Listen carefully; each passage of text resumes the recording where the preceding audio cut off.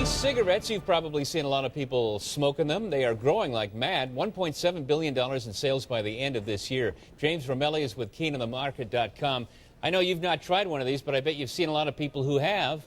Right, this is something that has seen explosive growth, especially in the past 5 years. Now, electronic cigarettes aren't really a new product. They've been around for over a decade, but we've really seen growth in this market over the past 5 years. In 2008, total year sales were around $20 million.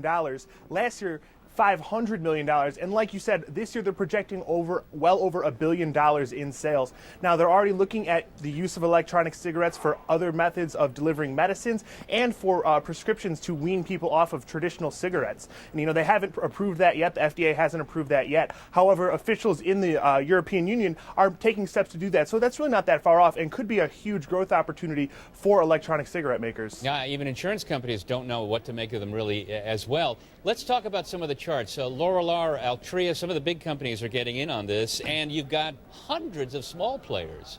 Right, so there's a lot of different small cap stocks that produce these electronic cigarettes that I might look at as a pure spec play, as a takeover play or something like that. However, I think that the best play in the space is Lorillard. Now, Altria is getting into the electronic cigarette space. However, they just announced their first electronic cigarette in June to be released sometime in August here.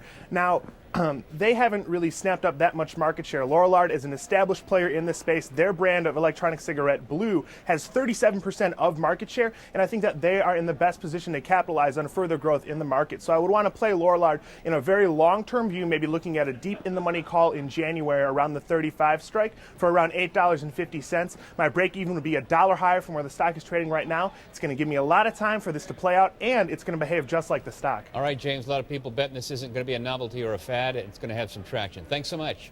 Thank you.